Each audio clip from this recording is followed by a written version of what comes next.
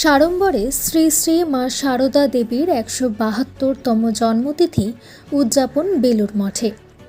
সকাল থেকেই দূর দূরান্ত থেকে আগত ভক্ত এবং দর্শনার্থীদের ভিড় বেলুড় মঠে।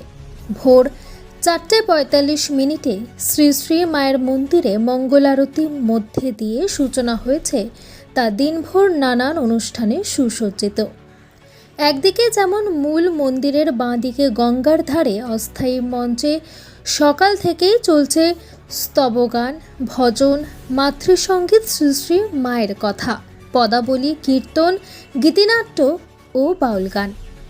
বেলা ১১টা থেকে ২টো পর্যন্ত প্রসাদালয়ে প্রসাদ বিতরণ, সন্ধ্যা আরতি ও ভজনের মধ্যে দিয়ে আজ শ্রী শ্রী মায়ের ১৭২তম জন্মদিনের পরিসমাপ্তি।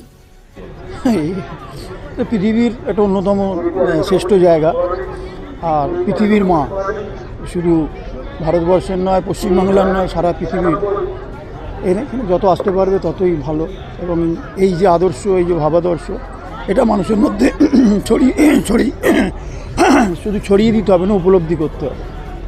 তাহলে যে সমস্যাগুলো থাকে জীবনে এবং সর্বতোভাবে যে সমস্যাগুলো হয়, এই জায়গা থেকে যদি আসতে পারে, সেই উপলব্ধি বোধটা এই জায়গা থেকে আসবে। ঠাকুর রামকৃষ্ণ, শ্রীরাম, মা শারদাময়ী, স্বামী বিবেকানন্দ, এনাদের ভাবধারা এবং এদের, বলছি না যে আমি যে তুমি সবসময় এদের নিয়ে থাকো, কিন্তু এদের আদর্শ, এদের ভাবধারা যা বলে গেছে সেইটা যদি একটু মেনে চলে, তাহলে মনে হয় পৃথিবী, ভারতবর্ষ, সব পশ্চিমবাংলা সব কিছু সুন্দর এবং শান্তভাবে চলবে। বেলুড়ের এই পূর্ণভূমি ঠাকুরের পদতলে আসলে কেমন লাগে? আজ এবার বিশেষ দিন, মায়ের জন্ম। এটা তুমি দেখ, আমি মনে প্রাণে বিশ্বাস করি যে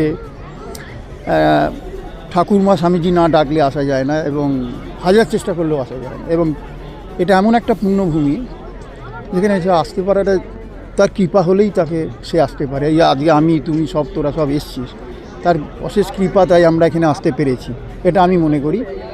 এবং যত আসবে তত তার নিজের উন্নতি হবে, উপলব্ধি বোধ তৈরি হবে, আপলিফমেন্ট হবে, মানসিকভাবে সে অনেক বেশি দৃঢ় হবে এবং তার ভাবনা চিন্তা অনেক পরিবর্তন হবে।